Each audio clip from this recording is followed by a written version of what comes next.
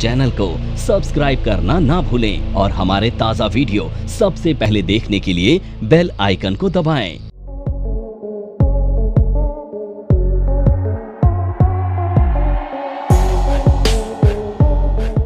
अब मैं ना आपको दुनिया की इकोनॉमिक्स पढ़ा रहा हूँ, दुनिया का इतिहास पढ़ा रहा हूँ इकोनॉमिक्स का, ठीक है। ये आपको थोड़ा बेहतर एक एनालिस्ट बनने में मदद करेगा। तो देखो, जब सेकेंड वर्ल्ड वॉर ख़त्म हो रही थी ना, तो दुनिया में बहुत ज़्यादा बुरा माहौल था, दुनिया परेशान थी, दुनिया में इकोनॉमिक क्राइसिस थी, दुनिया में ह्यूमन क्राइसिस थी, यार क्या बोलूँ, दुनिया में जिंदा रहना एक बड़ा चैलेंज था उस वक्त। 1942 में 56 कंट्रीज़ के जो रिप्रेजेंटेटिव थे वो एकत्र हुए एक जगह, और उन्होंने एक मीटिंग की। मीटिंग में उन्होंने ये डिस्कशन किया कि देखो भाई, दुनिया में अगर वर्ल्ड वॉर कंटिन्यू रहा या अगला वर्ल्ड वॉर हो गया इसके बाद, तो दुनिया हो जाएगी खत्म, ठीक है। तो दुनिया का खात्मा ना हो, इसके लिए हमें सीरियसली कुछ ना कुछ सेटअप करने की जरूरत है, एस्टेब्लिश करने की जरूरत है, तभी दुनिया सर्वाइव भी करेगी और ग्रोथ भी करेगी। तो इसी के तहत यूएनओ 1945 में एस्टैब्लिश किया गया, ठीक है।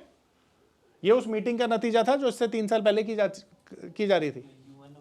यूनाइटेड नेशन ऑर्गेनाइजेशन, ये ह्यूमन राइट को प्रोटेक्ट करता है।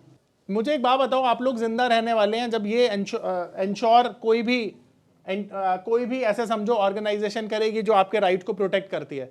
जैसे कोर्ट होता है, हमें न्याय दिलाने का आश्वासन देता है, तो हम न्याय की मांग कर सकते हैं। पुलिस हमारी प्रोटेक्शन करने का आश्वासन देता है, तो हम प्रोटेक्टेड फील करते हैं। इसी तरह से ये ह्यूमन राइट को प्रोटेक्ट करता है, तो आप जिंदा रहने का सोच सकते हैं। अब जब आपको पता चल गया कि आप भाई कहीं नहीं जाने वाले, आप जिंदा रहने वाले हो, तो अगली क्या ऐसी चीज़ होगी जो आपके लिए इंपॉर्टेंट होगी? खाना। खाना कहाँ से मिलेगा आपको? काम करने से, बिजनेस करने से या जॉब करने से। तो अभी हम देश की बात कर रहे हैं, अगर देश प्रॉस्पर होगा तो बिजनेस भी होंगे, जॉब्स भी होंगे। यहाँ पे वर्ल्ड बैंक को स्टैब्लिश किया गया ये सोचकर कि दुनिया में अगर पैसा ही नहीं एग्जिस्ट करेगा तो लोग अपनी ग्रोथ कैसे करेंगे। तो वर्ल्ड बैंक का काम क्या है? लोन देना। लोन किसको दिया जाता है? कंट्रीज को लोन देता है, इंडिविजुअल को लोन नहीं देता है, कंट्री को लोन देता है। और जो करेंसीज है ना, उनको रेगुलेट करने का काम होता है इसका, यानी ठीक है। इसको भी 1945 में स्टैब्लिश किया गया। ये भी लोन देता है, पर इसका जो रेट ऑफ इंटरेस्ट होता है थोड़ा हायर होता है, ठीक है। अब ये तीनों को 1945 में स्टैब्लिश किया गया और जगह थी यूएसए। अब सवाल ये उठता है कि ये यूएसए ही क्यों था, इंडिया क्यों नहीं था? क्योंकि ग्लोबल पावर था यूएस उस समय पे। और किसने तय किया ग्लोबल पावर होगा ये? क्योंकि जब इसने हिरोशिमा और नागासाकी पे एटम बम गिराया था। इसने नहीं गिराया था, यूएस ने गिराया था। इसने गिराया था? अरे मैं मजाक कर रहा हूँ यार, मुझे भी पता है। लिटिल बॉय था। अरे मुझे भी पता है, अब मैं हिस्ट्री पढ़ा रहा हूँ, मुझे नहीं पता होगा इतना। मैं तो भाई को चेक कर रहा था कितना कॉन्फिडेंस है। हाँ बोलो कंटिन्यू। लिटिल बॉय था उसका नाम। तो उस टाइम न्यूक्लियर पावर कोई भी नहीं था, तो यूएस अकेली कंट्री न्यूक्लियर पावर थी, तो इसलिए इसको ग्लोबल पावर बनाया। अब तुम्हें पता है क्यों गिराया था जापान पे? क्योंकि जापान के पास एक पोर्ट पे यूएस का आर्मी बेस था, वहाँ पे जापान ने 2-3 बार अटैक किया था और यूएस के 80-85 सोल्जर मारे गए थे। तो उसके बाद यूएस ने रिवेंज में वो गिराया था। शाबाश, हिस्ट्री पढ़ के आए हो तुम तो स्टॉक मार्केट में भाई कामयाब है तू, क्योंकि मैं तेरी बॉडी लैंग्वेज से बड़ा इंप्रेस हुआ, क्योंकि ये आधे घंटे से बैठा हुआ है और ये पार्टिसिपेट कर रहा है कॉन्फिडेंस के साथ। और ऐसा नहीं भाई, इसकी नॉलेज भी है, तो भाई तू मेहनत कर, तू कामयाब होगा इस मार्केट में। और ऐसा नहीं मेरे से पढ़ के ही होगा, कोई भी तेरे को बढ़िया लगे उससे पढ़ लियो, पर कामयाब होगा तू, ये मेरा आशीर्वाद है तेरे को, ठीक है। ये फ्री में दिया देख मैंने तेरे को, क्योंकि तू डिजर्व करता है, ठीक है। तो अब यहाँ पर सवाल ये उठता है कि भाई ये 1945 में तीनों की तीनों ऑर्गेनाइजेशन यूएसए में ही क्यों थी? तो इसका जवाब मैं देता हूं। जब सेकेंड वर्ल्ड वॉर हुआ था ना, तो यूएस इकोनॉमिकली सबसे सॉलिड था, सबसे लीस्ट इंपैक्टेड कंट्री था। तो ये जो 56 नेशन है ना, इन्होंने डिसाइड किया, क्या डिसाइड किया? कि दुनिया में कोई भी एक्सचेंज ऑफ करेंसी होगा ना, तो हम एक्सेप्ट करेंगे यूएसडी को।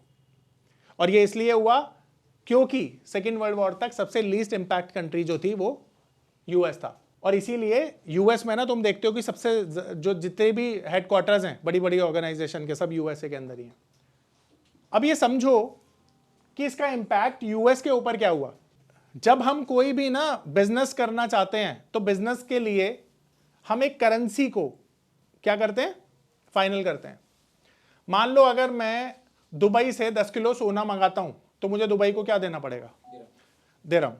पर दिरहम नहीं दूंगा, डॉलर दूंगा, इंटरनेशनल ट्रेड है, तो यूएसडी दूंगा तो वो चल जाएगा, एक्सेप्ट करेगा वो। एंड सिमिलरली उसको मेरे यहां से कुछ मंगाना है तो वो भी मुझे डॉलर ही देगा। अब ये डॉलर क्यों देगा पता है? क्योंकि ये exchange of currency international market में कौन है? यूएस डॉलर है। अब ये कहां से आया, इसकी शुरुआत कहां से हुई, तो इसका अब मैं आपको थोड़ी जानकारी देता हूं। तो देखो ये बात है 1945 के पास की ही, जब दुनिया में ना ये तीनों चीजें स्टैब्लिश हो गई थी और सबसे बड़ा चैलेंज था कि अब दुनिया की ग्रोथ कैसे की जाए।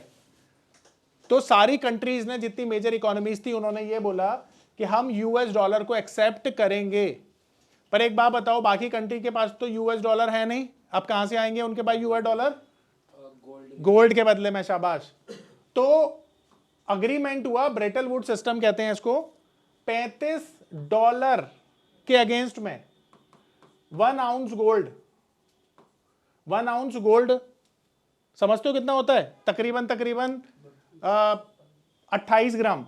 28 ग्राम गोल्ड के बदले में क्या दिया गया? अब गोल्ड तो सबके पास था ना, तो दुनिया की जितनी भी कंट्रीज थी वो अमेरिका को क्या दे रही थी? गोल्ड दे रही थी। और अमेरिका बदले में क्या दे रहा था? $35 पर आउंस के एक्सचेंज रेट पर गोल्ड दे रहा था। अब अमेरिका ने ये बात बोली कि भाई अगर तुम्हें अपने गोल्ड को वापस लेना है तो ले लेना, मुझे कोई परेशानी नहीं है, इसी रेट पर वापस गोल्ड मिल जाएगा आपको, ठीक है? मुझे $35 मेरे लौटा देना। और पर अमेरिका ने ना एक वादा भी किया था दुनिया में कि वो एक्सेस में नोट प्रिंट नहीं करेगा, जितना गोल्ड रिसीव करेगा उतने ही डॉलर छाप के देगा।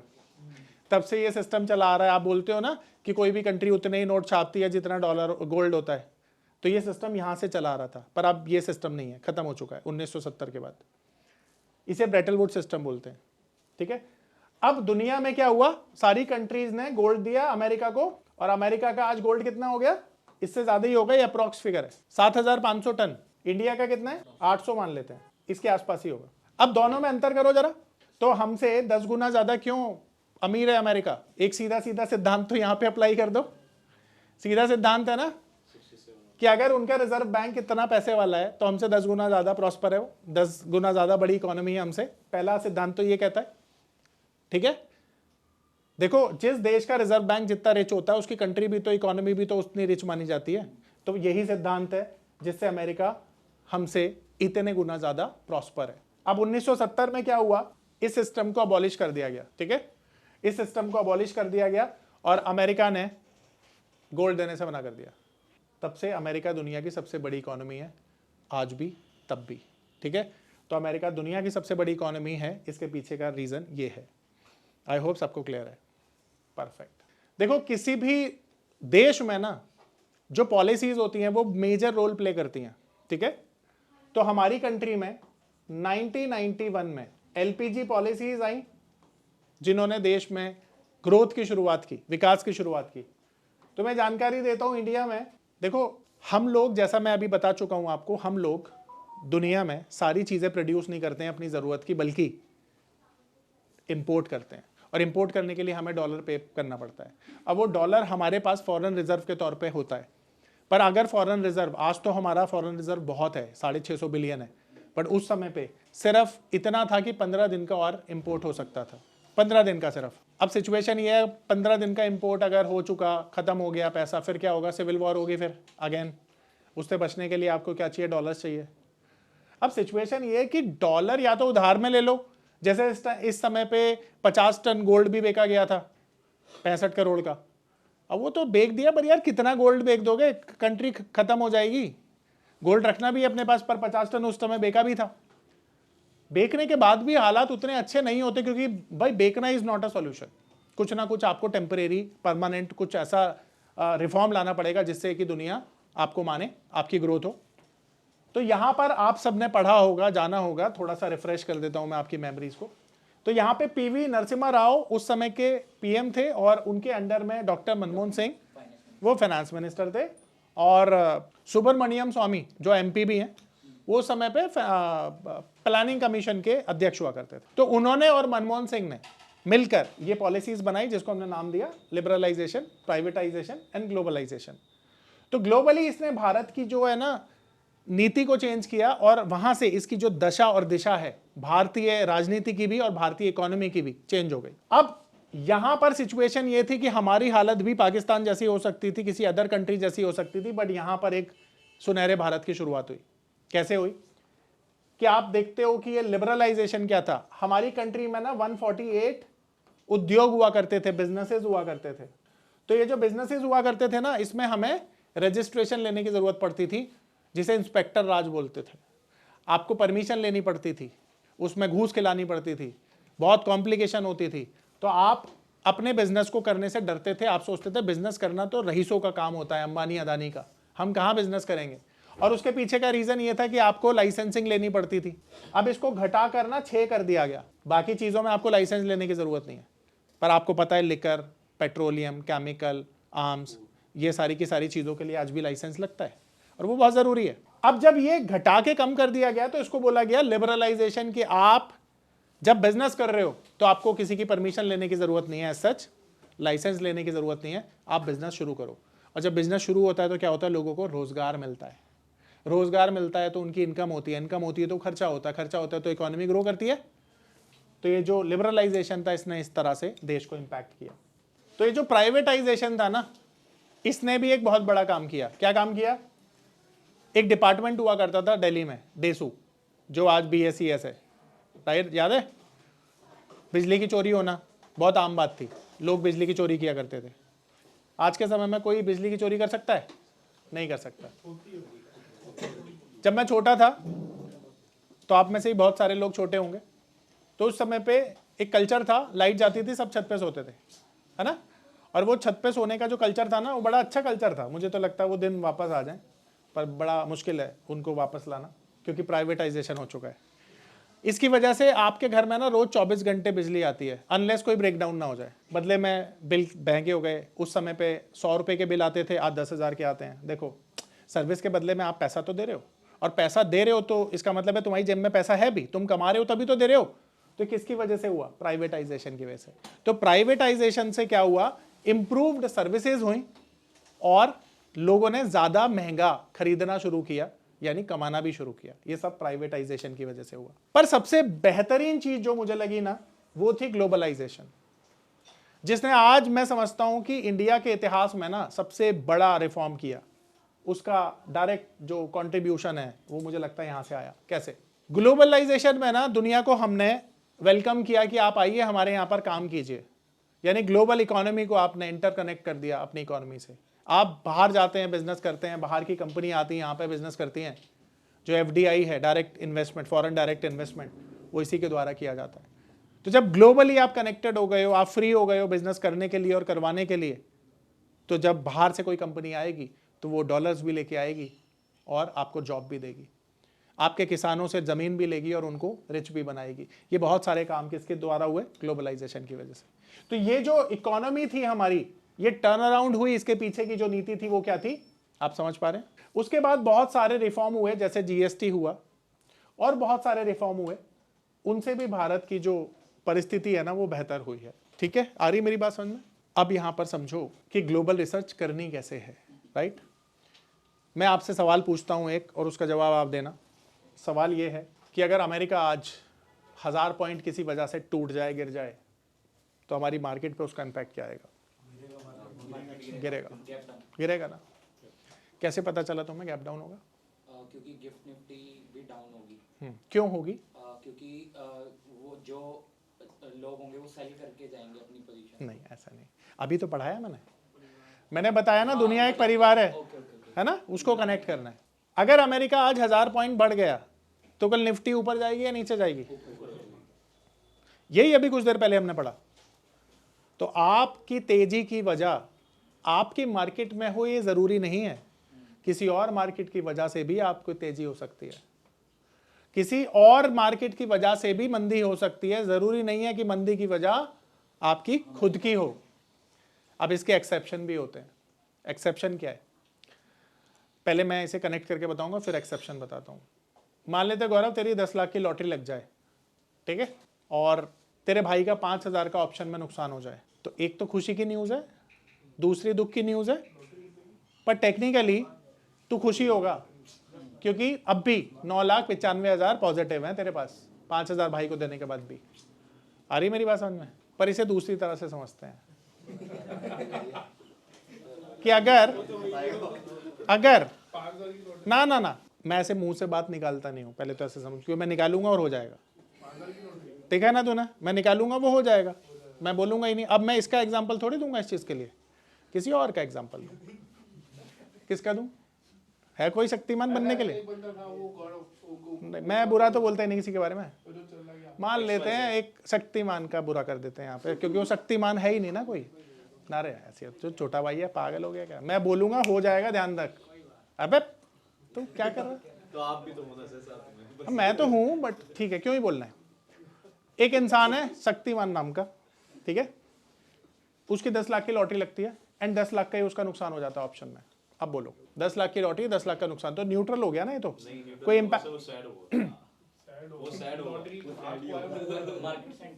मार्केट सेंटीमेंट के हिसाब से न्यूट्रल। पर इसका उल्टा कर लेंगे तो, इसका उल्टा कर लो कि 10 लाख की लॉटरी लगी, 20 लाख का नुकसान हो गया, नेगेटिव ना। आप समझो यहीं पर आप लोग ना कहां पे गलती कर रहे हो मार्केट समझने में।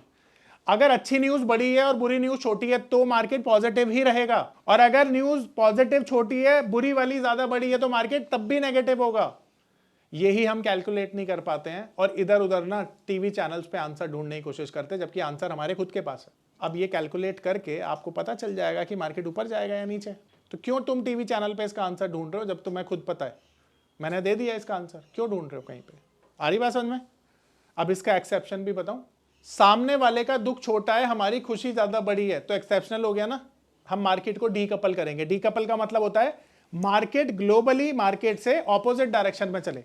वो गिर रहे हैं तो हम चढ़े, वो चढ़ रहे हैं तो हम गिरे, इसे कहते हैं डीकपलिंग करना। तो ऐसी सिचुएशन में डीकपलिंग करती है मार्केट कब? जब दूसरे का दुख छोटा है, हमारी खुशी ज्यादा बड़ी है, या दूसरे की खुशी ज्यादा बड़ी है और हमारा दुख छोटा है, तब ये सिचुएशन बनती है मार्केट में, और मार्केट में इस तरह से गिरावट या बढ़ोतरी देखी जाती है। आ रही है मेरी बात सबको समझ में? पक्का? कोई डाउट तो नहीं है? अब ग्लोबल रिसर्च क्यों की जाती है? ताकि आप ये आइडेंटिफाई कर पाओ कि मैं इन्वेस्टमेंट के लिए सही जगह पर सही टाइम पर इन्वेस्ट कर रहा हूं कि नहीं। आज मैं बोलता हूं आपसे कि भाई आज मार्केट में ना आप सबके पास मान लेते हैं 10-10 लाख रुपए हैं। अब ये 10 लाख रुपए आपने ना 3 साल, 1 साल, 2 साल के लिए इन्वेस्ट करने हैं। तो अब मुझे जरा बताओ कि 1 साल, 2 साल, 3 साल के लिए आप ये 10,000 रुपए जो इन्वेस्ट करोगे, 10 लाख रुपए, तो मान लो 10 लाख रुपए तुम्हें इन्वेस्ट करने हैं और 1 साल, 2 साल, 3 साल के लिए करने हैं। तो मुझे एक बात बताओ, आज माहौल इंपॉर्टेंट है कि नहीं है? अगर मार्केट गिर रही है तो 10 लाख रुपए 2 साल के लिए कैसे या 1 साल के लिए कैसे लगा दोगे? माहौल देख चेक करोगे ना ग्लोबली। अब सोचो अमेरिका में आज से इंटरेस्ट रेट घटना शुरू हो जाता है, तो क्या सही टाइम नहीं है इन्वेस्टमेंट का? तो आप ग्लोबली मार्केट के सिनेरियो को देखकर इन्वेस्टमेंट तय करते हो लंबे समय के लिए, ये बताने का मेरा उद्देश्य था। तो सर हम उनके अपोजिट चलते हैं। नहीं, इंटरेस्ट रेट के अपोजिट। इंटरेस्ट रेट के अपोजिट चलेगा ना। आ रही बात समझ में? कितने लोगों को मेरी बात समझ में आई? चलो, जिसको नहीं आई अब वो हाथ उठा लो और सवाल पूछ लो। जिसको आधी समझ आई। नहीं, आपको तो चक्कर है ना, आपकी तो ट्रायल, मतलब समझो आपके लिए तो ये अधूरा ज्ञान है, क्योंकि आपको शुरू से पढ़ाया जाएगा ना। अभी तो आप लास्ट वाली चीज पहले पढ़ रहे हो। तो बस ये देखो कि कुछ कुछ तो समझ में आया ना। अगर आपको 50% भी समझ में आया तो मैं कहता हूं बहुत ज्यादा समझ में आ गया। मैं तो सोच रहा हूं 10% ही आया होगा, पर 50 भी आ गया तो बहुत है, क्योंकि आप मार्केट में नए हो और मार्केट में ऐसा समझो कि A to Z होता है ना, तो M तक हम पढ़ चुके हैं, तो आप M से सीख रहे हो, तो अभी M तक तो मिसिंग है ना वो सारी चीजें, तो थोड़ी दिक्कत होती है। चलो, और कोई सवाल किसी का है तो प्लीज पूछो। सर जैसे अब पीछे फेड की न्यूज आई थी कि फेड 2024 से इंटरेस्ट रेट कम करेगा, पर अब मार्केट ऐसे लेवल पे आ चुकी है कि मैं न्यूज जैसे देखता रहता हूँ तो कंफ्यूजन है लोगों में कि फेड इंटरेस्ट रेट कम करेगा या नहीं। सबसे पहली चीज मैं आपसे बोलता हूं, कल मार्केट ऊपर जाएगी नीचे जाएगी, तो आप बोलोगे, कोई बोलेगा ऊपर जाएगी, कोई बोलेगा नीचे जाएगी, based on technical analysis, based on कोई न्यूज। पर मैं बोलता हूं ऐसे तो एनालिसिस होता ही नहीं है ना, रीजनिंग चाहिए, डेटा चाहिए।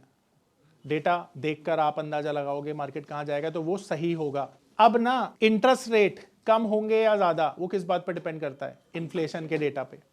तो तुमने देखा इंडिया का और अमेरिका का दोनों का इन्फ्लेशन बढ़ के आया। अब मान लो मैं ना घर से निकला था ये सोच के कि यार आज ना मैं कुछ खरीदारी करूंगा, एंड जब मैं घर से निकला तो पता चला मुझे किसी ने कॉल करके बताया रे दुकान ही बंद है, वो कहाँ आ रहा है भाई, घर पे ही रहे, तो मैं घर से निकलूंगा क्या? मार्केट ने तो रिएक्ट किया ही नहीं बताता हूँ, उसका भी रीजन बताता हूँ। मार्केट हमेशा फॉरवर्ड लुकिंग होती है। देखो दो तरह के लोग होते हैं इस मार्केट में, एक वो जो न्यूज़ आने से पहले खरीद लेते हैं और एक वो जो न्यूज़ आने के बाद खरीदते हैं। मैं दावे के साथ बोलता हूँ इस बारी ना ज़रूरी नहीं है इंटरेस्ट रेट कम और मार्केट बढ़े, क्योंकि जब मार्केट में वो तेज़ी आती है ना तो आज के लोग ज़्यादा समझदार हैं, वो पहले ही बाय करके बैठे होते हैं। तो ज़रूरी नहीं है कि मार्केट में इस बार इंटरेस्ट रेट घटना शुरू हुआ और मार्केट पीक जाए, नहीं। मार्केट अगर यहाँ से 10% करेक्ट कर जाएगी तो उसका इम्पैक्ट आएगा, पर अभी तो ये भी पता नहीं है ना कि जून से इंटरेस्ट रेट कम होंगे कि नहीं, क्योंकि इन्फ्लेशन तो बढ़ रही है। फिर ये सितंबर भी हो सकता है जून से, फिर क्या होगा, सितंबर हो गया तो मार्केट क्रैश हो जाएगी फिर से एक बारी। हमेशा ध्यान रखो मार्केट फॉरवर्ड लुकिंग है, मार्केट सुप्रीम है, आपसे पहले देख लेती है मार्केट को जो देखना होता है। बोलो। तो सर ग्लोबल रिसर्च में हमें बेसिकली देखना क्या क्या होता है ये? वो सब बताऊंगा मैं, चिंता मत कर, अभी समझ में आया ना, ओवरव्यू चल रहा है। ठीक है, आ रही बात समझ में। अब ये करते कैसे हैं देखो, ये समझ लो। देखो यहाँ पर जाओगे, यहाँ पर जाओगे, ये मार्केट नजर आ रही है, यहाँ पे गए, ग्लोबल मार्केट दिख रही है ना, ग्लोबल मार्केट। अब यहाँ पर देखो ग्लोबल मार्केट में, देखो ग्लोबल मार्केट है। अब ग्लोबल मार्केट में ना ये मेजर मार्केट्स हैं इकोनॉमी की। देखो ये अमेरिका की मार्केट है, ये यूरोप की मार्केट है और ये एशियन मार्केट है। तो अब यहाँ पर ध्यान से समझना, ये अमेरिकन मार्केट हमारे टाइम के हिसाब से सबसे पहले बंद होती है और सबसे पहले खुलती है, ठीक है। ध्यान से समझना, अमेरिकन मार्केट रात को 8 बजे खुलेगी और सुबह 1:30 बजे बंद होगी, ठीक है। इसी तरह से फिर एशियन मार्केट खुलती है, ये सुबह 5 बजे खुल जाती है जापान के हिसाब से, क्योंकि राइजिंग सन है ना, जापान सबसे पहले खुलती है। देखो ये जापान का मार्केट है निकाई, ये सिंगापुर का मार्केट है, ये हांगकांग का मार्केट है, ताइवान का मार्केट है, और ये जो है ये चाइना का मार्केट है। और ये तीनों बहुत छोटी छोटी मार्केट है, साउथ कोरिया वगैरह की, ना अवॉइड करना है, ठीक है। तो आपको शांघाई कॉम्पोजिट, इसको भी आप चाहे तो ना देखें तो कोई दिक्कत नहीं है, आपको देखना किसको है, हैंगसेंग को, निकाई को, बस 3 मार्केटों को देखना है अलॉन्ग विद गिफ्ट निफ्टी। अब ये गिफ्ट निफ्टी क्या है, तो सर हमें एक सेकंड भाई, एक सेकंड, ये निफ्टी का फ्यूचर है जो यहां पर ट्रेड होता है, ठीक है। ये ना निफ्टी का फ्यूचर है जो ट्रेड होता है, यानी अगर मार्केट कल खुलेगी, कितने पॉइंट्स पर खुलेगी अगर आपको देखना है, तो गिफ्ट निफ्टी को देखकर आप ये अंदाजा लगा सकते हैं। आ रही बात समझ में। बाय मत करना HDFC अभी। मैं रिजल्ट के बेसिस पे पोजीशन बनाई थी मैंने। क्या बाय किया था, पुट ली थी, फिर तो सही ले लिया, स्मार्ट हो यार तुम तो। चलो भाई तुम पढ़ने क्यों आए हो, तुम्हें तो मुझे लगता है ठीक ठाक ज्ञान है, क्यों। अच्छा ऐसे ही आए थे ना, तुम्हें ज़रूरत नहीं है। देखो मैं ऑनेस्ट रिव्यू दे रहा हूँ, तो मैं क्यों पैसे खर्च कर रहे हो जब तुम्हें पता है तो। ये नहीं आने वाला। देखो मेरी ईमानदारी देख रहे हो कि मेरे पास बिजनेस आ रहा है, सामने से मना कर रहा हूँ जिसको ज़रूरत नहीं है, क्योंकि वो मार्केट में लग रहा है उसे नॉलेज है ठीक ठाक। अरे हम तो उड़ती चिड़िया के पर गिन लेते हैं, देख लो ये बात प्रूव हो गई नहीं हो गई, मेरे को पता चल रहा है यार वो सही डायरेक्शन है उसका। कहाँ से सीखा तुमने, मैंने ऑनलाइन खुद ही, मतलब एक छोटा सा कोर्स किया था बस। अब यहाँ पर ना इस भाई को ना एक मोटिवेशन की तरह ले लो यार, छोटा सा कोर्स करने के बाद देखो उसका डेडिकेशन देख रहे हो, वो मेरी बात के ना सही रिप्लाई कर रहा है। कितने साल हो गए तुम्हें, मेरे को मार्केट करना। हाँ मार्केट रेगुलर 1 साल हुआ है, वैसे मैं काफ़ी टाइम से देखता हूँ। देख काफी, देखो 3-4 साल है, ये ऑस्ट्रेलिया से पढ़ के आया है। नहीं कहीं से भी पढ़ के आया हो, हमसे ज़्यादा अच्छा थोड़ी पढ़ा देंगे ऑस्ट्रेलिया वाले भी, पर मुद्दा ये है कि कितने साल का एक्सपीरियंस है, मतलब 1 साल ही हुआ है। 1 साल ना, तो 1 साल बहुत होता है। देखो अब यहाँ पे ध्यान रखना, 1 साल, देखो 60 पॉइंट। देखो आज का इसका प्रॉफिट देख रहे हो, 1.25 लाख रुपए है भाई, काबिल है। ये आज का नहीं है, परसों का है। कोई बात नहीं भाई, अब कोई बात नहीं, देखो काबिल है लड़का, और इसने मुझे बताया नहीं, मैंने खुद पहचान लिया। हमेशा ध्यान रखो काबिलियत नजर आ जाती है और गुरु को सबसे पहले नजर आ जाती है। तो मैंने उसको क्या बोला, भाई तू मत पढ़ियो, तेरे को जरूरत नहीं है। अगर मैं पैसे के लिए काम करता तो अभी इसको बोलता मेरे पास तेरे लिए एक ऐसा कोर्स है, तेरे को पढ़ा दूंगा, पर भाई हम पैसों के लिए काम नहीं करते, तेरे को जरूरत भी नहीं है। अब यही समझो कि अगर लर्निंग सही है ना और मेहनत कर ली 1 साल, भाई सबके पोर्टफोलियो बड़े बन जाएंगे। वो देख तेरा दोस्त है, वो भी इतना कमा लेता है, तेरे से थोड़ा कम कमाता है क्योंकि ऑप्शन में काम करता है वो, अभी पोर्टफोलियो उसका छोटा है, बट इतना कमा लेता है वो, और 19 साल का है वो सिर्फ। तो मुझे ये सारा सीखना पड़ेगा, मुझे लॉन्ग टर्म इन्वेस्टमेंट सीखनी है। देखो सभी चीज़ सीखनी पड़ेगी, अगर आप ये सोचते हो कि शॉर्टकट में काम हो जाएगा तो वो नहीं होगा। रीज़न इज बिंग कि पैसे कमाने का कोई शॉर्टकट है ही नहीं, और अगर कोई सिखा रहा है तो वो गलत सिखा रहा है। हम तो पूरा ही सिखाएंगे आपको। अब देखो ये अमेरिकन मार्केट है, ये सुबह 8 बजे खुलेगी, रात को 1:30 बजे बंद होगी।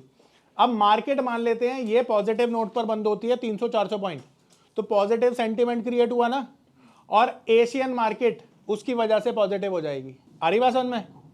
अब एशियन मार्केट अगर पॉजिटिव होगी और अमेरिकन फ्यूचर्स भी पॉजिटिव उस वक्त ट्रेड कर रहे होंगे, तो ये देखो यूरोपियन मार्केट है ना, जो यूरोपियन मार्केट है ये खुलती है हमारे टाइम के हिसाब से 1:30 बजे और रात को 8 बजे तक चलती है, ठीक है। अब ये मार्केट कैसे चलेगी? ये यहां से भी ट्रिगर लेगी और यहां से भी लेगी, अमेरिकन मार्केट से भी लेगी, पर इसके इंपैक्ट भी हमारे ऊपर आएंगे क्योंकि हम तो 3:30 बजे बंद होंगे। तो अगर यूरोप गिर रहा है तो उसका नेगेटिव सेंटीमेंट हमारे यहाँ भी इफेक्ट करेगा, ध्यान रखना, ठीक है। आ रही बात समझ में? अब इसी को कहते हैं ग्लोबल रिसर्च। तो आपको यही मार्केट देखकर ये सारी चीज़ें करनी है। मेजॉरिटी ऑफ द मार्केट अगर नेगेटिव है तो नेगेटिव सेंटिमेंट है। इंट्राडे के लिए ध्यान रखना, ये इंट्राडे रिसर्च कैसे करना है वो बता रहा हूँ। और अगर पॉजिटिव सेंटिमेंट है तो फिर पॉजिटिव कैसे रिसर्च करना है ये बताता है। 3 पॉइंट माइनस भी है, इसलिए हमारा भी माइनस है। देखो ना हमारा ये 125 पॉइंट माइनस दिखा रहा है ना, हमारा मार्केट ये है। देखो कल यूएस मार्केट बंद थी, आज खुलेगी नेगेटिव नोट पर, और नेगेटिव नोट पर खुलेगी तो कितनी नीचे जा सकती है पता नहीं है ना। परफेक्ट है। और बताओ इसमें कोई डाउट तो नहीं है? इसी से पता चलता है। ये इसको तो शाम को 8 बजे चेक करियो, ये वैल्यू चेंज हो जाएगी। अभी की क्लोजिंग देखिए, ठीक है। इसको 6 बजे से चेक करेगा, 6 बजे से दोबारा वैल्यू दिखाना शुरू कर देगा ये। तो अगर ये 50 पॉइंट यहाँ से नीचे है तो समझ गिफ्ट हमारा मार्केट कल 50 पॉइंट नीचे खुलेगा। सर पर ये गिफ्ट निफ्टी सपोर्ट नहीं लेता, जैसे तो सर खाली गिफ्ट देख वैसे ना नॉर्मली क्या होता है कि ये जो गिफ्ट निफ्टी है ना, ये 95% ही करेक्ट होता है। चाहे तूने आज देखा कि नीचे दिखा रहा था 45 पॉइंट, खुली तो फिर भी पॉजिटिव में, क्योंकि जब लिक्विडिटी ड्रिवन मार्केट है ना तो फिर कुछ काम नहीं कर रहा। ये तो सिर्फ एक वैसी वैल्यू है, पर 95% करता है जी। हाँ हाँ, नहीं ये जाना नीचे ही था सर। आज मैं तो आज सेल में बैठा था आज। हाँ जी जी। और सुबह 50 पॉइंट नीचे दिखा रहा था ये। बहुत सारी चीज़ें होती है सर जब मार्केट में लिक्विडिटी आती है ना, लिक्विडिटी की वजह से ना मार्केट में बहुत सारी चीज़ें फेल होती हैं जो सिर्फ एक्सपीरियंस के साथ समझी जाती हैं। फिर मार्केट ऊपर भी गई थी यार एक टाइम, तो 125 कितना 80 पॉइंट ऊपर थी। निफ्टी 4 बार गिरी है 21,600 के लेवल से, तो मेरे को था कि 21,600 तक जाएगी। गुड, कीप इट अप, अच्छा काम कर रहे हो, ऐसे ही बढ़ते रहो आगे। यहाँ पर किसी का कोई डाउट है? क्लियर है? मेरा नाम है अतुल। मैं एक नामी होटल में मैनेजर के तौर पर जॉब करता था। मार्च 2020 में लॉकडाउन के दौरान मेरी जॉब चली गई। उसके बाद मुझे घर चलाने और बच्चों के भविष्य की चिंता होने लगी। फिर मैंने शेयर मार्केट के फील्ड में ऑनलाइन कुछ करने का प्लान किया, लेकिन मुझे शेयर मार्केट का ABCD भी नहीं आता था। फिर मैं एक ऐसे प्लेटफॉर्म को खोजने लगा जो मुझे घर बैठे सही और सरल भाषा में शेयर मार्केट में ट्रेडिंग करना सिखा सके। तभी मुझे मिला NIFM का online education platform www.onlinenifm.com। NIFM के ऑनलाइन एजुकेशन प्लेटफॉर्म पर बहुत से ऐसे कोर्स थे जिनसे मैं अपने स्टॉक मार्केट में इन्वेस्टमेंट और ट्रेडिंग के सपनों को पूरा कर सकता था, जैसे कि stock market trading beginners course, NIFM certified smart investor course, advance level smart investor course, technical analysis course, fundamental analysis course, options trading strategies, research analyst certificate course, diploma in financial market course और ना जाने ऐसे बहुत से course उपलब्ध है। फिर मैंने www.onlinenifm.com की साइट पर जाकर NIFM का NIFM certified smart investor course को ऑनलाइन परचेज किया, जिसको सीखने के बाद मैंने जाना कि शेयर मार्केट से पैसा कमाना कितना आसान है। बस आपको एक सही प्लेटफॉर्म की जरूरत है, जो है www.onlinenifm.com। NIFM के ऑनलाइन प्लेटफॉर्म की वजह से मैंने लॉकडाउन के दौरान शेयर मार्केट से अच्छी इनकम भी जनरेट की। थैंक्स NIFM, जिसकी वजह से आज मैं एक होटल मैनेजर से प्रोफेशनल ट्रेडर बन पाया। कॉल 8588868475 और विजिट www.onlinenifm.com।